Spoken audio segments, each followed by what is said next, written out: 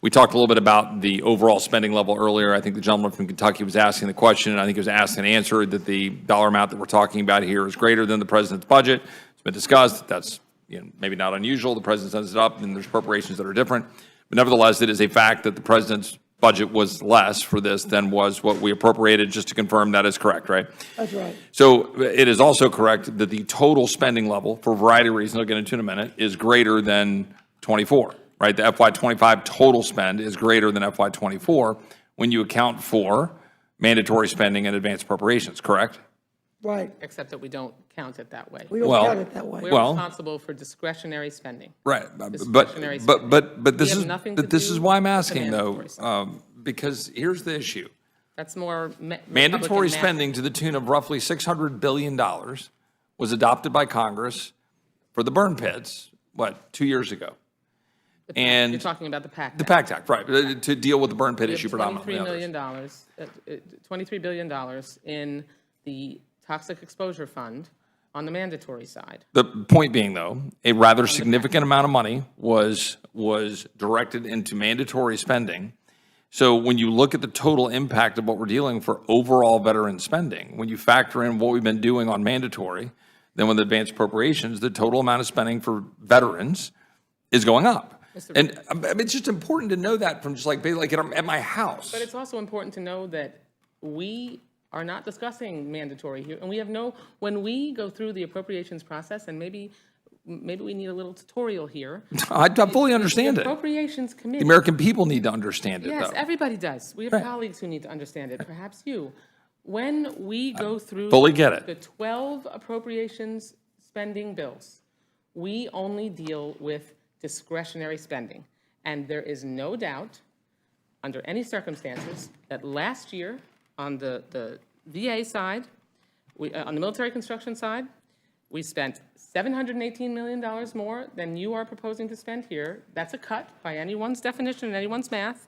And last year, on the VA side, on the discretionary side, you are cutting what you're proposing by $6 billion. So, but reclaiming my time, the overall spending for veterans, when you factor in a massive amount of mandatory spending that this Congress or the previous Congress put in place, that combined with what we're doing on the discretionary side, if anybody was charting this out, like you would at your house on how you're spending at some account, the overall spend for veterans is going up. And that's no, but just I mean, just mathematically, it's true though, correct, Mr. Carter? Is that a true statement? Mr. Right. Roy, it's convenient math for you. It's because not it makes it convenient so math. that you can say No, there's no. an increase, but there's No, not. it's convenient There's no math for the average American who wants to look at why we're $35 trillion in debt. Because Congress punts to mandatory spending and then acts like they can just ignore it while they then look at discretionary spending. That's the truth. Like, nobody's looking at all of this saying, man, your fiscal house is really in order. But you do understand that the Appropriations Committee does not make decisions I understand. about the mandatory. I understand. We've side already of the talked budget. about it being greater than the president's budget. And my point for the average American out there to understand when we're talking about a cut to veterans, that we're talking about overall spend for veterans being higher. That's it. That's why I just want the average American to understand that the overall spend for veterans is higher. But not in the And that's- discretionary side, but which that's- is what it's- this bill is But it's in front of us. critically important to understand that reality because the American people can't seem to understand why we're $35 trillion There's in Republican debt. math and there's actual math. No. Republican math describes No, a there's proposal, actual math. and the There's actual math in this bill right. is a cut. Gentleman from Texas controls the time. Let's try not to talk over each other because it's harder for our awesome clerk to transcribe. Well, understood that and reclaiming my time. As a matter of point, as the chairman just pointed out, the total spend for the average American out there listening for veteran spending is going up. The issue here is we have discretionary spending, which is greater than the president's budget, and which we're working on numbers to try to contain overall spending, that the discretionary level at a discretionary number is less than last year's number. As the gentleman from Kentucky said, some of us want to look across the board in all of discretionary spending this way.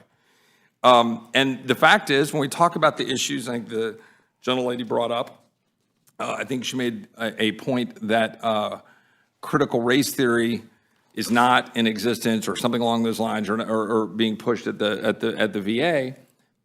The fact is, there's a number of different things, but in there's a specific quote in a VA doc And it cites a journal entry titled Critical Race Theory, Racial Microaggressions, and Campus Racial Climate in an entire presentation on what they're trying to put forward. And a lot of this stuff is broadly recognized. There was an entire Wall Street Journal article on this from 2022, the United States government's woke training. This is from December of 2022, so about a year and a half ago. And it talks about the Department of Veterans Affairs as a gender gingerbread person. NASA's got micro inequities, U.S. Army is not VA. Then it goes down to the Veterans Affairs. There's a whole slide on it. The VA is managing gender diversity training has sections on pronouns and embracing gender expansiveness. One slide lists terms including gender fluid and pansexual, instructing list your personal biases in the bias box. A game of privilege bingo includes such items as, goes down a whole list of things. And there's like a whole, I can't do, I can't show exhibits in this committee, but there's a genderbread person slideshow. Anyway, my point is, what I think the average American is trying to look at this and came back to my $35 trillion of debt and wanting the VA and the Defense Department to actually do its job is when we just sort of blithely kind of put aside all these, cultural war, I think the ranking member tried to refer to them as riders. The purpose of, and I would ask the chairman, my friend from Texas, the purpose of these policy provisions that are included in the appropriations is to use the power of the purse that Congress has to tell the executive branch, the president, and those that are administering the agencies to say, hey, these are things that we don't think are the highest and best use of taxpayer dollars or the direct focus of the policies that you should carry out. Does the gentleman agree with that framing? Yes, sir, I agree with that. And in broad terms, we're talking about things like I just described, that program, and there are dozens of examples that I could use, but for sake of time, I won't, but that are like that. I've got like links upon links upon links. And we've got issues here, and we will say, well, we want to prohibit VA services to illegal aliens. Well, we can have a whole debate on that. We don't need to, but I think the average American that I represent says, yeah, I tend to agree with that. Defunding critical race theory. Well, the gentlelady says it's not being used. It's being applied. It's certainly being referenced. There's multiple examples I could bring up. Certainly then in connection with another provision, defunding DEI programs, defunding the COVID vaccine mandates, mask mandates, a whole number of things. I will give you time. Yes, ma'am, just to finish for sake of time.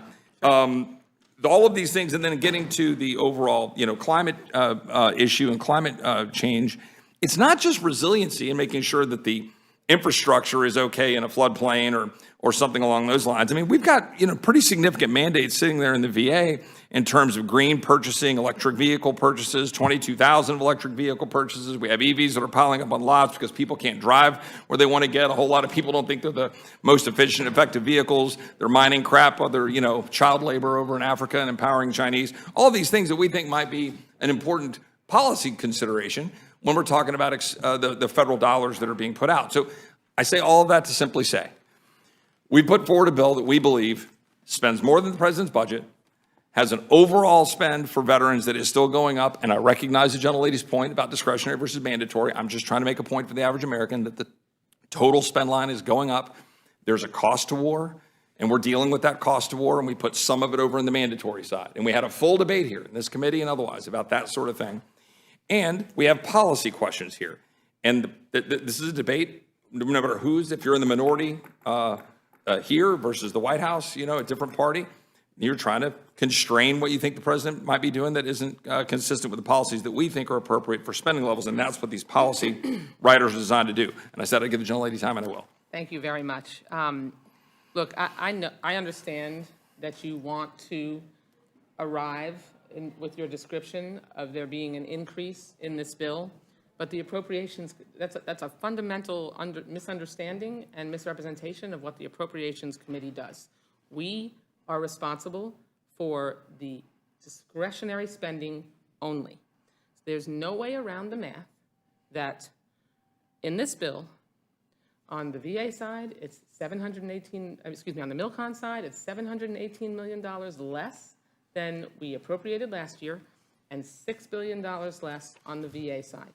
That's number one. So that's the only thing we deal with. We don't debate the mandatory side in our bill. We deal with the discretionary side. I agree with everything you just said. The only point I would make is that the total spend is $30 billion higher in total veteran spending.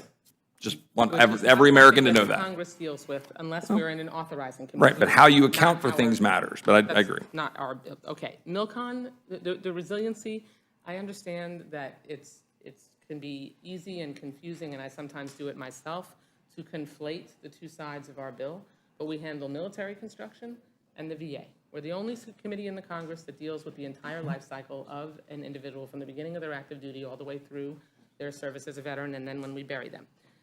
The resiliency cut, the $30 million cut, is not on the VA side. It is $30 million cut from military construction resiliency. We deal with infrastructure. That is what our bill funds. And so when you're talking about a $30 million cut to resiliency, I know you guys don't like the word climate, but what we've described, and the judge and I have both described it, that is less funding available to harden our infrastructure against natural disasters and to make sure that we're not going back later and spending more money and throwing good money after bad. That makes no sense. It's irresponsible, and we should restore that funding, and we probably will in the final analysis. Okay, Just real my quick. last thing, and then I'll be quiet. On the DEI riders, I just want to make sure that people understand what your DEI poison pill rider does, because it also restricts the VA and our military from making sure that people with disabilities or who are pregnant are not discriminated against. So you're preventing, by eliminating this funding for DEI programs, our ability in both sides of the bill to protect people with disabilities and who are pregnant. Those are included in DEI programs. I hope you don't intend to do that, but that's the reality. Ask the chairman, are diversity, equity, inclusion programs necessary to protect the disabled or those who are pregnant? Or this, as a general rule? Not in my opinion. Right. And so, if there's a specific amendment that needs to be done to make sure that's clear, I'm sure we can entertain that. But the bottom line is, for years prior to the existence of diversity, equity, inclusion, or critical race theory, we're able to figure out how to protect individuals. But the bottom line is, we've got multiple issues here that are important for the average American that I certainly represent, and I think the bulk of my colleagues represent.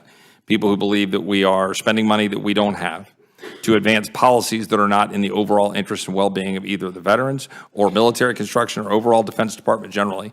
And that's the goal here, is to put stuff out there to say to the president, you got to constrain this, focus where it needs to be focused, and to keep spending where it needs to head as an overall matter. I believe that we've done that, and I certainly compliment the chairman in trying to achieve that objective. And with that, I would yield back to this chairman.